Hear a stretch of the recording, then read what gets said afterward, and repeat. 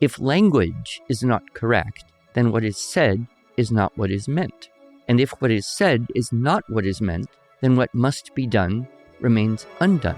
If this remains undone, morals and art will deteriorate.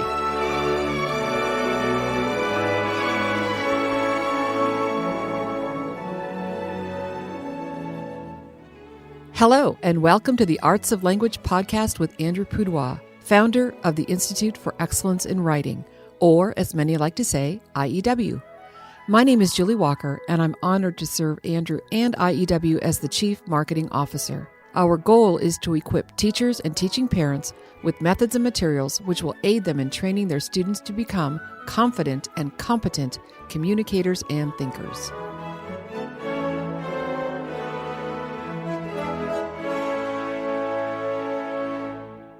I have a joke for you, Andrew. Let me guess. What is May 4th? Well, that's National Star Wars Day. Right. It should be National Lisp Day. May the 4th be with you. Very nice. Very nice. But you've got a better joke, I'm sure. Well, it's just a little bit. You're 2 months after me. Oh, March 4th. Yes. But now you gave the punchline. It's not really a punchline. What is the only date on the calendar that speaks a complete sentence? Yeah, March 4th. March which 4th. Means that it is National Grammar Day. National Grammar Day. And of course, at IEW, we actually spend the whole month talking about grammar in March because just one little day on the calendar is not enough to talk about this important subject. Well, and I think one reason is because people think about grammar in such a narrow way. It's so true, Andrew. And people who kind of get into an interest in the classical tradition start to realize that grammar is much, much more than just knowing your parts of speech and what makes a complete sentence. Yes, exactly. That's just the microscopic outer tip of what grammar really is. Yes, and I think that one of the reasons why it's so important to us at IEW is I believe that we have that balance of the appropriate attention to what students actually need when they're learning that type of grammar. Like, how much do they really need to know in order to what?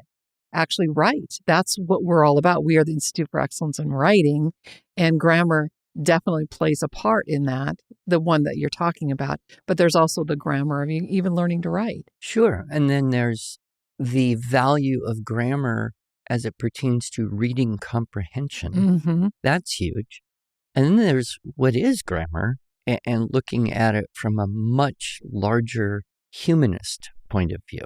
There's your outline, boss. Go. Oh, well, so for years I've done this talk, but what about grammar? Right. And I think we have that available. Link online. in the show notes. So it's one of my favorite talks. I talk about the 4 paradoxes of grammar, the 3 divisions, and then the 2 worst and the 2 best ways to teach it without becoming a sales pitch for our stuff. But we live in a world today where people are increasingly wondering, is it really worth the time to learn all that stuff when we have AI that can generate grammatically correct text more reliably than most human beings? It's true. So we won't get into AI. We'll save that for a different month.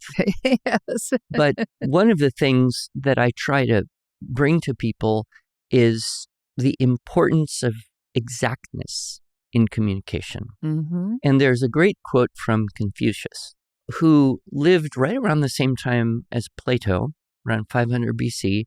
So they talk to each other much? I don't think they had any correspondence. But it's interesting how both of them had similar thoughts about various things like music and government and language. And this quote from the Analects, I think, just is so timely and always has been and probably always will be. If language is not correct, then what is said is not what is meant. And if what is said is not what is meant, then what must be done remains undone. If this remains undone, morals and art will deteriorate. If justice goes astray, the people will stand about in helpless confusion. Hence, there must be no arbitrariness in what is said. This matters above everything. And there's a few things to attend to in this. The first thing is that language and action are very closely related. Of course, we think in language, for the most part, at least in a formal, communicable way, and then we act based on what we've said. And so if I just said, well, meet me at the place, that's not going to help. What we want is a precise idea. Meet me at this specific place with no confusion, at this specific time with no confusion, so that we can do a particular thing. And that's a simple idea, but you can extrapolate that out on larger social scales, and it becomes very important. Then the other observation I would make is that if things that should be done remain undone, then morals and art will deteriorate, meaning that to have a high quality of morals and art requires maintenance. It requires input, right? We know the law of entropy. If you don't keep working on something, it will start to degrade and eventually disintegrate. We see that in systems. We see it in schools, governments, businesses, our lives. So we need a constant attentiveness to the order that grammar is in its essence to maintain art and morals. And the third thing I would point out in this quote, which I found so fascinating, is that justice is a function of morals and art, right? So that those are all combined. And it goes back to goodness, truth, and beauty, but in Confucius's language. So when we attend to precise thinking, precise language, precision in what we do, we're actually supporting the morals, art, justice, the goodness, the truth, the beauty, the things that are distinctly needed for human flourishing. Yeah. Wow.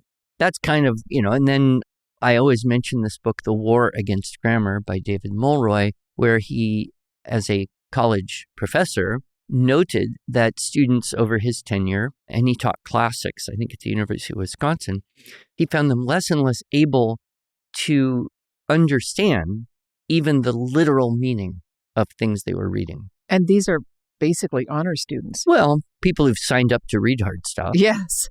But he came to the conclusion after taking a sabbatical and studying the problem that it was because they no longer could understand what was the subject of the sentence, and that the meaning was lacking conciseness. The meaning was lacking precision because they didn't understand the grammar behind it. So that's where I went. And then we talk about, inherent grammar, applied grammar, analytical grammar, and then the two best ways and worst ways to teach it. The worst ways, since that's what everybody wants to cut to, is just separating it completely from the context of using it. These kind of, grammar workbooks where you just fill in the blanks, turn the page, you forget it all. Or by not teaching it and assuming that you'll just pick it up from language. There's some truth to the fact that we pick up grammar from language, but if we're going to rely on that, we have to put in a very high quality of language. And even then, we need to attend to the details that allow for the comprehension of that language. Right. The two best ways to teach it are, writing, and that's where we build the bridge between our grammar and our structure and style and composition approach, and then studying a foreign language. Yep. And the value of getting some distance between the language you're studying and the language you already know, and then learning grammar by building those bridges. Well, this thing is called, and that's what it means in both of these languages, and that's how you use it. So that's that talk. I'm doing another talk this year, and since this is the beginning of March, we have conventions starting up right around the corner. I know for sure I'm doing this talk at all of the great homeschool conventions and maybe a couple others, but I think that's where I'll be working on it. And the talk is called A Better Life Through Grammar and Rhetoric. Oh, wow. So I'm hoping that piques people's interest and they'll show up because I want to live a better life. Well, normally you don't think of doing grammar exercises as an improvement in life, but there are, at a much deeper level, there are skills that are part of that kind of larger liberal art of grammar, attending, right? And we've talked about attentiveness. And last year I did a talk on cultivating attentiveness. And you think about, okay, here's a sentence. I can just read it and go away or assume I understood it, or I can ask a few questions. I can attend to it. But really that skill of attentiveness is core for learning anything we want to learn. And there's a grammar of everything, right? There's a grammar of music. There's a grammar of fine arts. There's a grammar of basketball. There's a grammar of everything we do. And so attentiveness, also naming is a skill of grammar. And we look at the first task that Adam had was to name the animals. Now, we don't necessarily make up names for everything, but we need to learn names. And so understanding words and definitions and even idioms in our language and the language you're reading is a linguistic representation of that skill of knowing what things are called and what are the rules that govern their behavior. Then we would look at also the skills of communicating, like so describing, expressing, storytelling. All of these things are where we wrestle with the ideas we get and then representing them, right? And that representing things is really at the core of comprehension. We do this naturally, and children do this naturally. They read a book or see a movie or go somewhere. What do they want to do? Tell you all about it. All about it. We just had some friends over, and they just got back from the Holy Land, and they shared some pictures. And this was very exciting to my husband because he also went, but many, many years ago. So to see some of the exact same sites was just a joy to him. And you get to revisit that in your memory, and that reactivates things in your memory. And I spend a good amount of time with grandchildren, and, well, pretty much all of them, they just want to talk to you. Yes. They just love having a person, an adult, who's not busy, who will just listen to them. And I can see how that representing of their experience is solidifying their understanding of life itself in their mind. So that's such a very valuable thing. And then, of course, we live in a story, right? We live in the greatest story. And if we can understand life in terms of characters and setting and conflicts and problems and resolutions and climaxes and lessons to be learned from our life, we're so much richer than if we don't have the capacity to think that way. Which, if you are new to IEW, what Andrew just narrated was the elements of our story sequence chart found in the Unit 3 of our Structure and Style Writing program. Right, which has kind of been such a now normal part of my way of thinking about things. I didn't really even think that. I just said it. And that's one thing I really loved about the fix-it idea. So I don't know how many years ago it was, but I came across this book that was, I think it was called Grammar with a Giggle or something. And it was this idea that you would make up stories and embed errors in those stories and then give them to your kids to fix the errors. And the basic idea was you could make the stories based on two factors. What errors are these kids doing in their writing, as well as what would make them chuckle, what would bring them a moment of mirth in the drudgery of having to study grammar and do editing as a kid.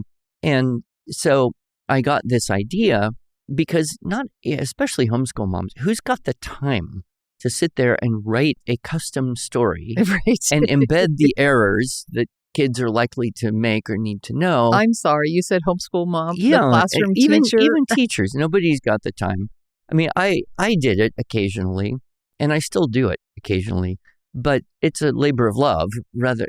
So I thought, well, what we need is to have something done that parents can use. And what stories would be good? Well, the good stories, the classic stories. And so that's how I originally got this idea for the Fix It book, was to take some classic stories, children's stories, fairy tales, stuff like that, and then write them with these embedded errors and starting really easy and then gradually increasing the complexity. And I think we've been through 4 versions since the very beginning, and now it's really good. The best. It is the best. Truly the best. There are so many things I could say that I love about our Fix-It Grammar program. I know that so many of our listeners are using it because, Andrew, I can almost sheepishly admit this is our best-selling product. And partly because it's so enjoyable to use. It's not just throw the book at your kids and have them do it, but they actually enjoy going through it and reading the story. But as a teacher, I think we can benefit from knowing that this method will actually then transfer into their writing. And more importantly, for all you Fix-It Grammar users who are not using our structure and style approach, this was actually designed to dovetail with it because you're looking for ly adverbs. You're looking for sentence constructions and your sentence openers. So we're using the same vocabulary and we're embedding the style techniques, but you don't have to do one to do the other.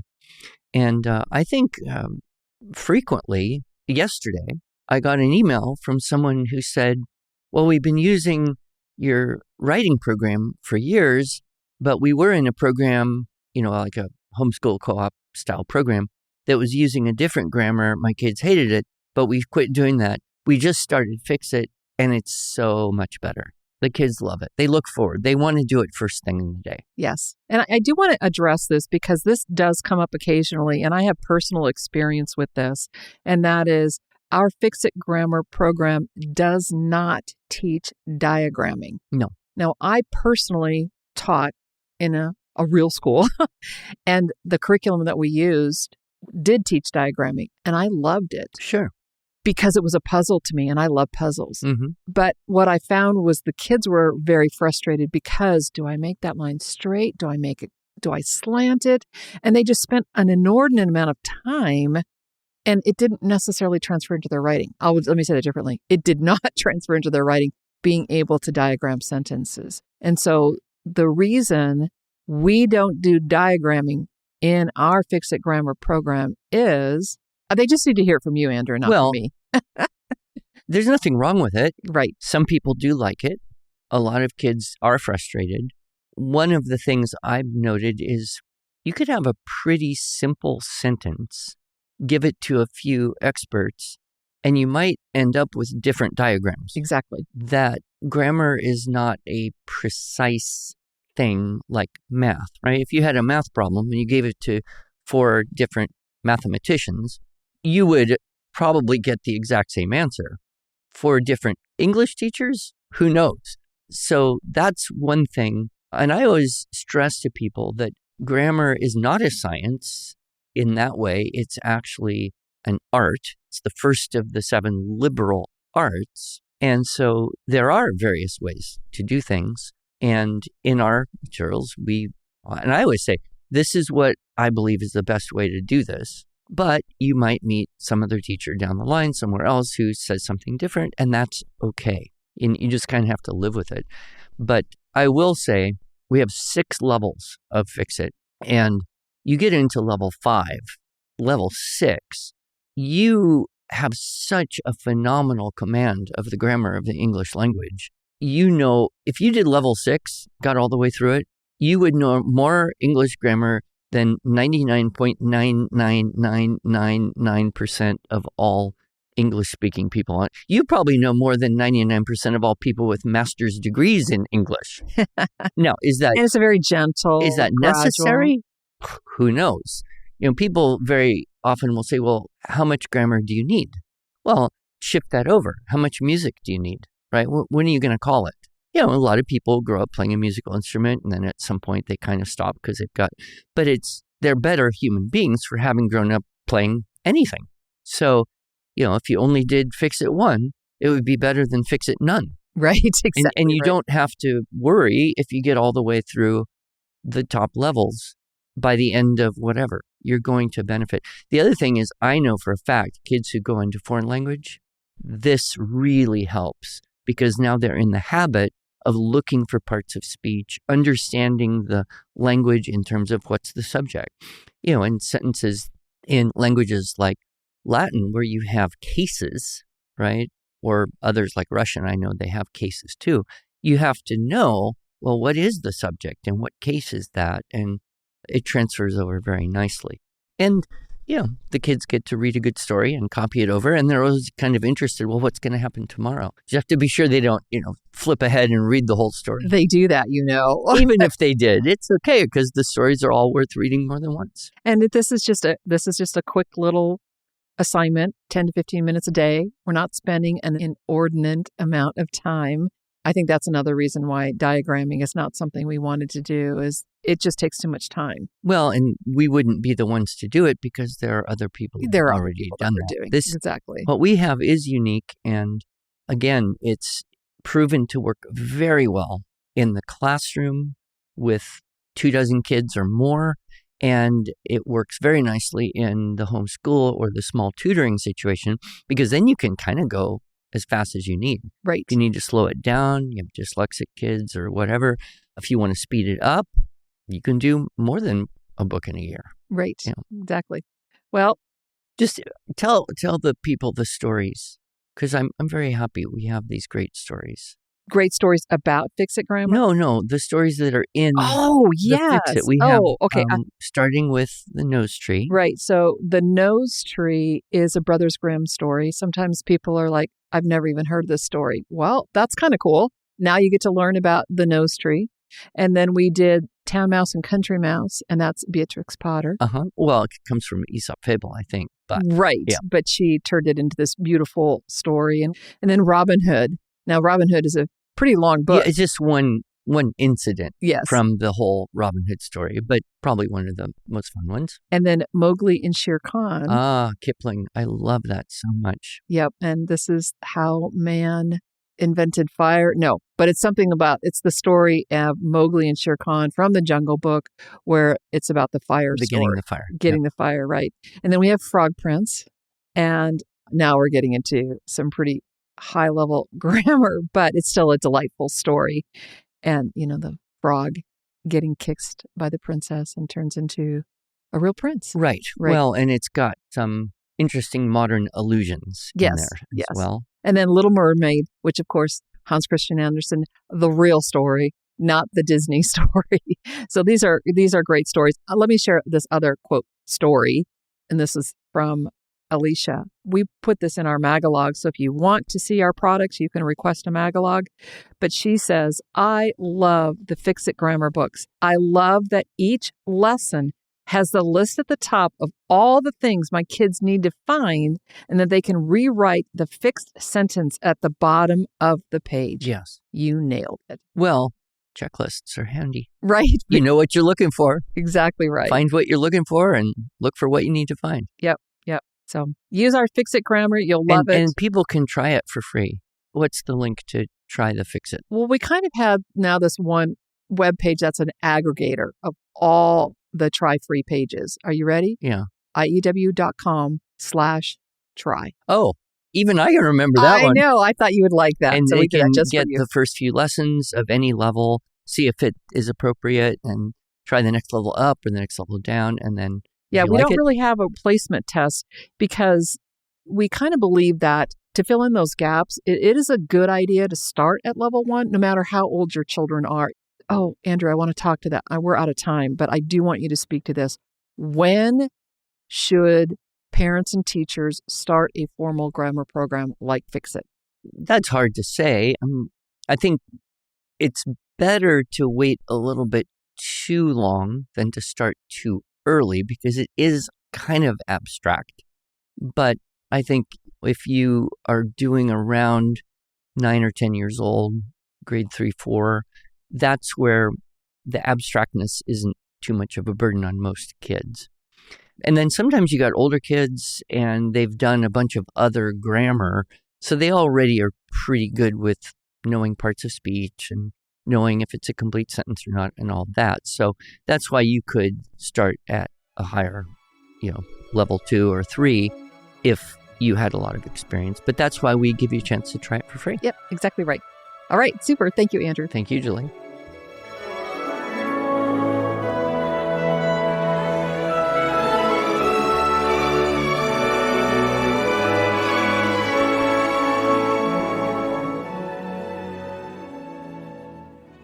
Thanks so much for joining us. If you enjoyed this episode and want to hear more, please subscribe to our podcast in iTunes, Stitcher, or Spotify, or just visit us each week at iew.com/podcasts. Here you can also find show notes and relevant links from today's broadcast. One last thing, would you mind going to iTunes to rate and review our podcast? This really helps other smart, caring listeners like you find us. Thanks so much.